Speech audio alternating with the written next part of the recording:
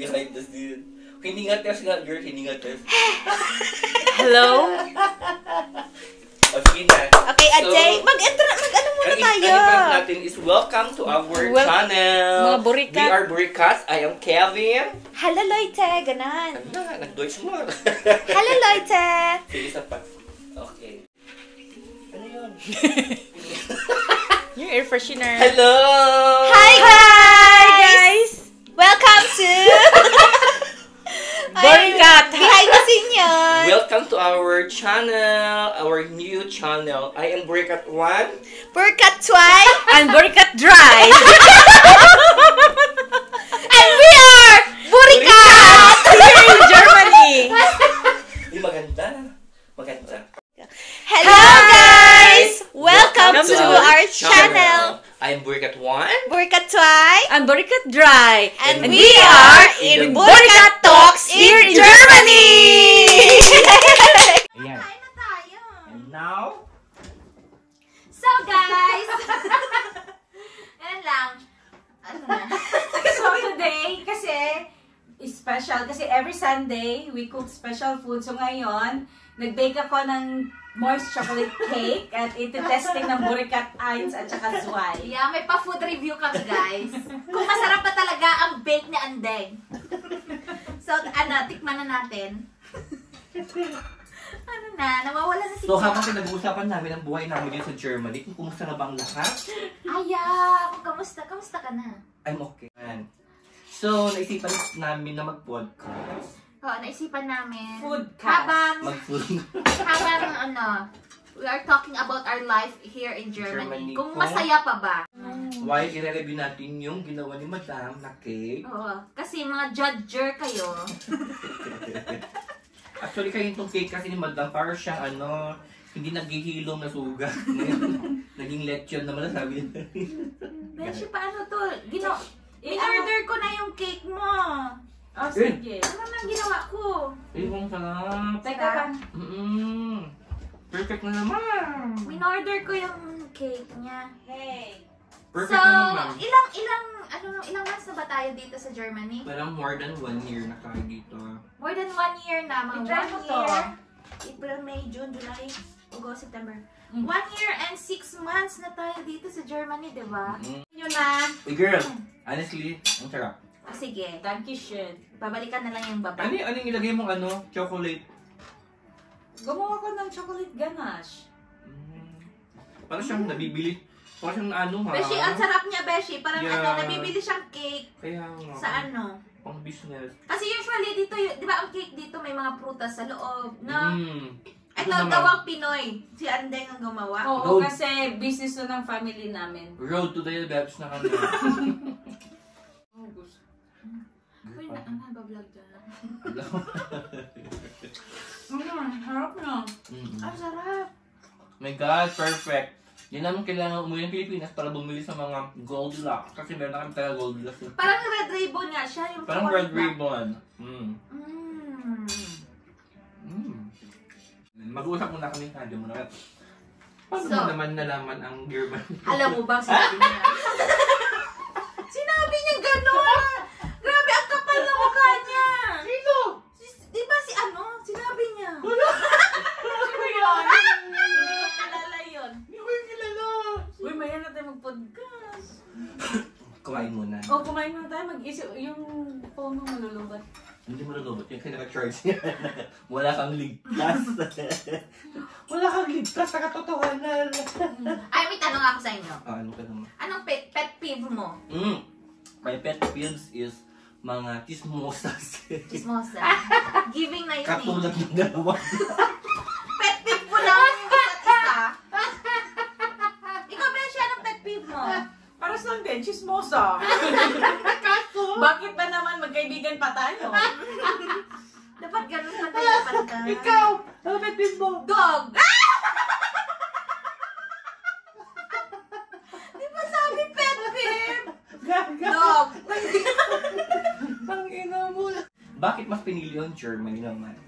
Ako naman, naka-plan kasi to. Before ako nag-abroad, sa Pinas pa lang, pinag-isipan ko na after 2 years na Saudi, gusto ko na mag-aral ng German. Kasi yung mga colleagues ko noon sa same hospital, nasa Germany sila lahat. So parang ginawa ko siyang motivation.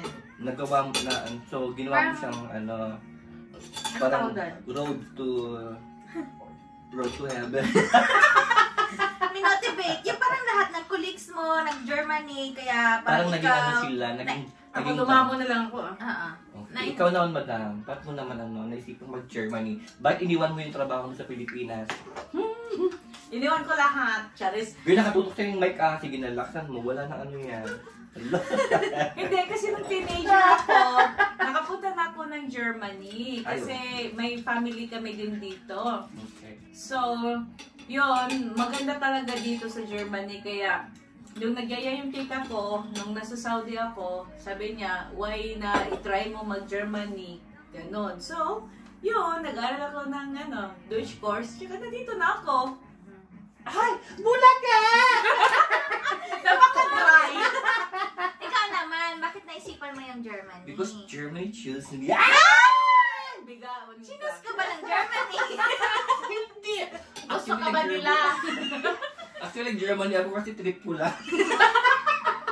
Wait! Ano? Hindi pala nakasaksak yung bike.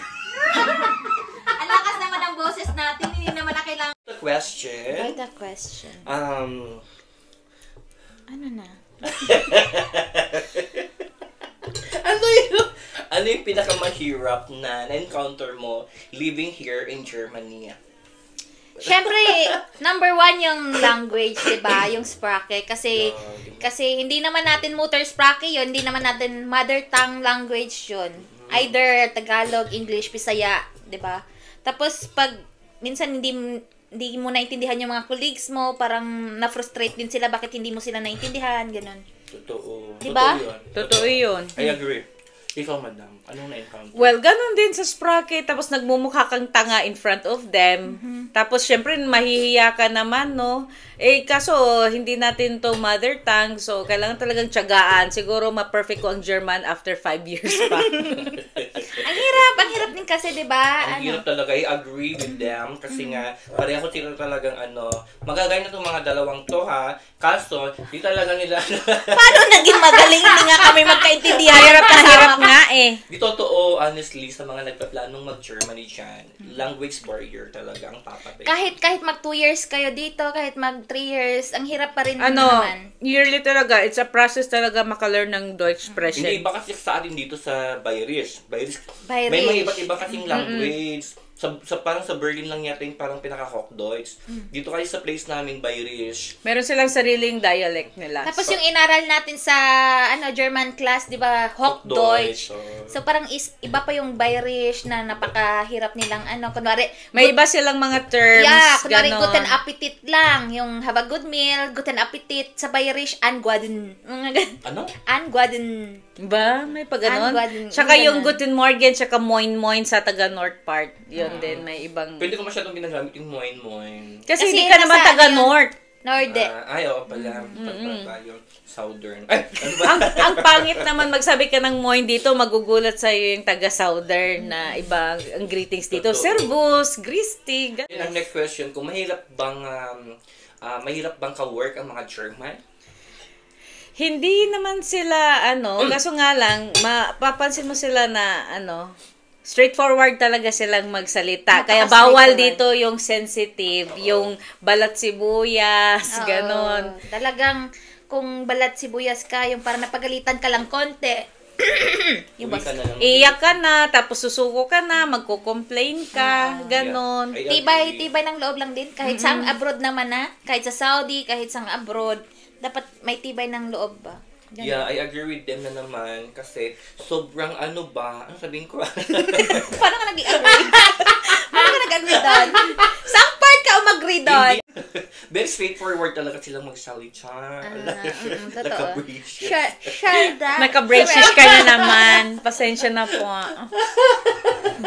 Oo, sobrang talaga nila. Pero, ang maganda naman, very honest. Hindi sila mga plastic. Totoo. And ang tatapang na mga babae dito. Promise. kumbaga parang magkaka-level lang. For example, sa workplace namin is ang doktor, mga nurses, mga down to Rainigong or yung cleaner, equal lang. Equally distributed. Hindi equally distributed. Equal lang talaga yung pag-treat din. Yes, sobrang magkaka-level. Pwede mo silang tawagin ng first name nila. By name. Yeah, Christine. Totoo. And ang napansin ko pa dito sa Germany is pag may pagkain, hindi sila nag-i-invite. Hindi sila nag-invite, lalo na pag pause or break time. Oo. Talagang kung may pagkain sila, sa kanila lang yon. Kaya kung tayong Pilipina na mahilig tayo kumakain lang ako dito. Kung nasanay ka sa gano'n dito, hindi mo madadala yan. Totoo. Tapos, bawal ang mahihain dito. Oh, kapala ng mukha. Ang Kasi labanan. the more na mahihain ka, the more na bibigyan. At number 1 na ayaw ng mga German is yung nalilate ka sa trabaho. Kahit 1 minute pa yan. German time. Immer punktlich talaga. Dapat punctual ka. Hindi umuubra dito ang Filipino time. Kung pwede nga ata, 5 minutes before at work, dapat andun ka na. Or ilang minutes before at work.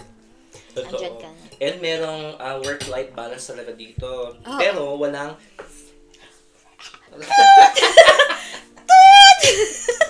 Wag yun!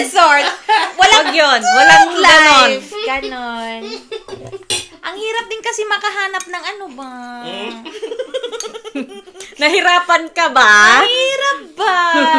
Ay, itakal natin next time kung ano ang feeling ng mag-date ng ibang lahi. Kasi na-try na niya. Na-try ko na. Na-try na niya makipag-date. Pero saka na yun sa... Saka na, ibang topic naman yun. Kasi kalandian date. Kalandian part Ito, of the... Ano formal yan. ito. Oo, Napaka-demure. Very cutesy. Very mindful.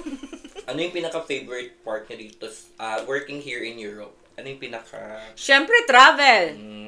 Travel, kasi makakapunta ka ng Austria. If you are from Munich, pwede kang pumunta ng Austria 2 hours lang. Sa Salzburg, Austria. Salzburg, Switzerland. Hindi, ilang dito hours kasi lang? sa atin. 3 hours yung Zurich. Hindi, dito kasi sa amin, malapit lang ang Austria. Yeah, you know. Saka Switzerland.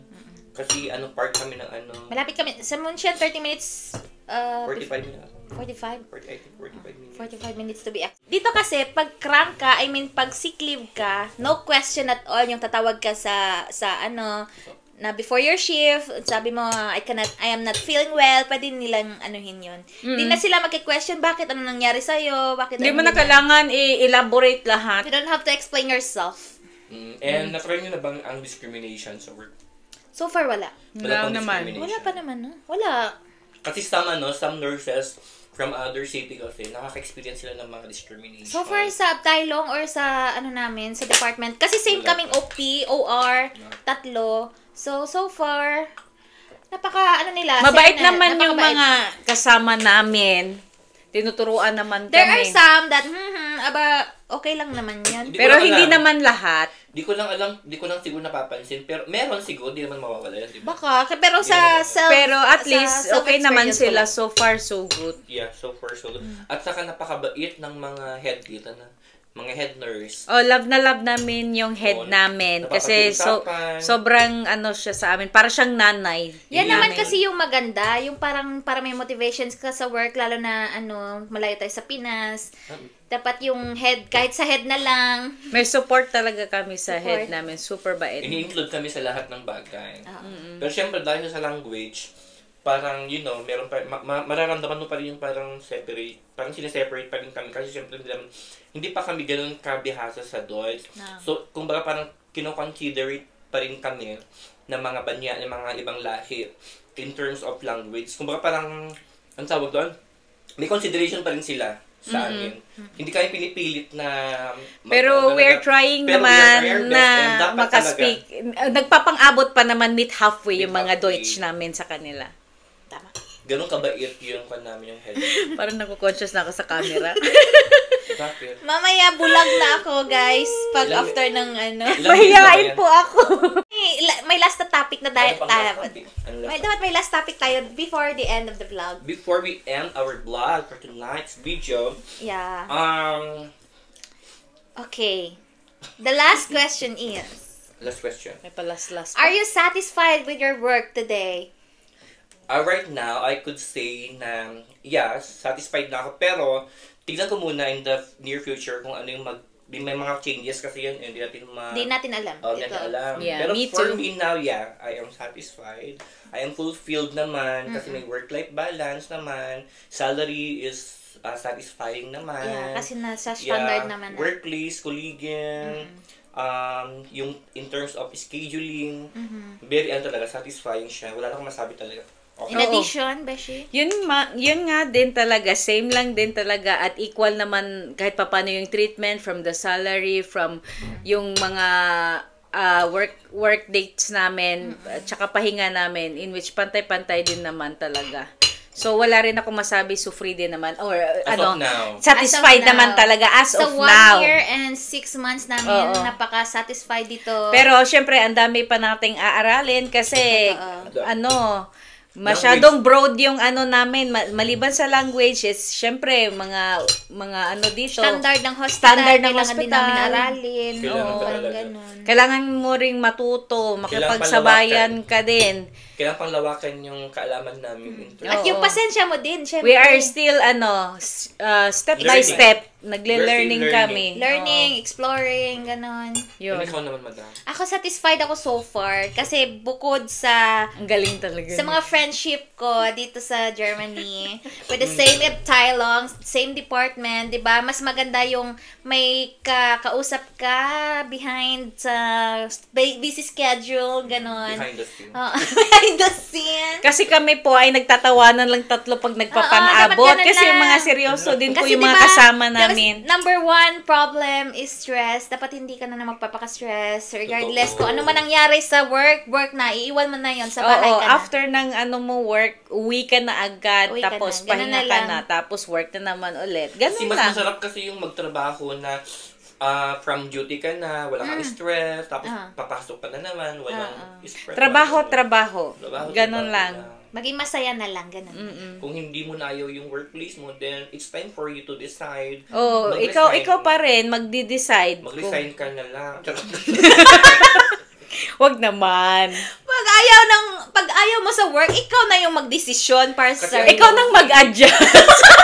Hindi naman kasi mag-a-adjust yung work sa'yo. At saka yung mga kasama mo, kung complain ka naman ng complain, syempre hindi mag-a-adjust sa yung mga kasama mo. Kasi ang toxic kasi pag nasa workplace ka tapos ang dahil mong reklamo. Totoo. Tapos you're spreading negativity. Tapos ikaw ang gusto mo lang naman is magtrabaho. Make sure talaga dito, obey first before you complain. Ganun na lang yun. Comply. Comply pala yun. Complain man yun. At least may iba na. Iba na pala? Obey, sabi niya ata complain or... Obey first before you complain. Comply first before you complain. Iba naman ang mo. Iba hindi naman yun. Iba naman sa inyo. Obey naman sa kanila sa ano. Yung parang yung wag ka muna magreklamo. Ganon.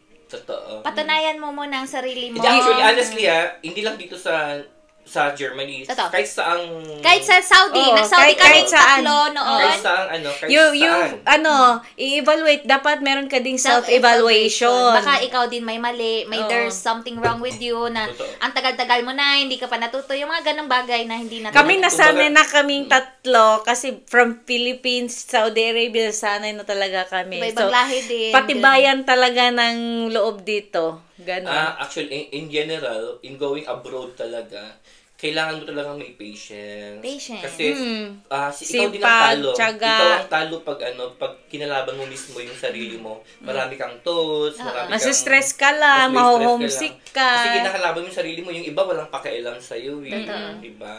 So, alalahanin mo pag dito ka sa abroad, parang you're on your own. You're on your own. Hindi ka pwedeng magdepende sa ibang tao. Mag-decision ka ng sarili mo. Itong sinasabi namin is parang friendly advice sa mga nagbabalak mag-abroad. Kasi sa mga first time abroad yon. Sa mga first timer. Hindi kami first time abroad. Kaya lakasan ng loob na lang. Wala nang culture shock. Sila yung na-shock. Sila na-shock sa ingay namin. Pero maganda talaga ang Germany. Totoo. Wala akong masabi pang iba. So, choose wisely, vote wisely. Number 1 sa bulot. May botohan na palang nangyayari dito. Akala ko podcast lang. Wala tayong endorsement ng mga Wala. Bawal yun. Pero, kalokohan lang to ha, ito ginagawa namin. Pawang kalokohan. Bawal mapikon sa mga... Basta friendly advice lang namin Kasi sa alam naman mga namin first na timer. yung iba, may experience na well-experienced. Ano lang ito?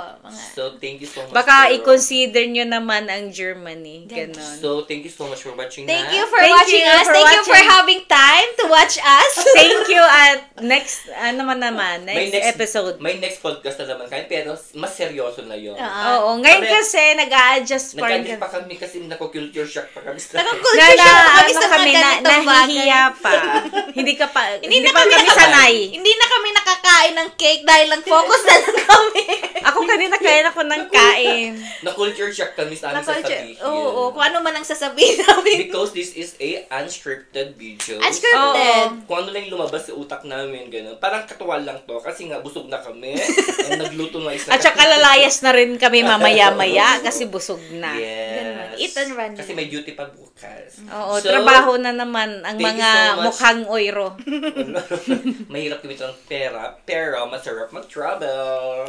So, thank you so much for watching. Thank you so much for watching. Thank you for having time to watch us. Thank you sa lahat. Thank you for your patience. So, hanggang sa huling vlog. Simula. Sa simula. For the next na naman namin na vlog. Mas gagalingan na namin next time kasi ngayon parang out of nowhere pa. Ako maano pa, hindi sanay sa camera. Medyo naiya pa kami kasi dapat nagano pa kami. Danke for Ihre Aufmerksamkeit. Dankeschön. Don't forget to like, God bless sa lahat, and share. Ciao. Our video. Thank you so much. Ciao. Ang hirap pakipagplastika. Ang hirap naman yan. Nakuha yun sa video.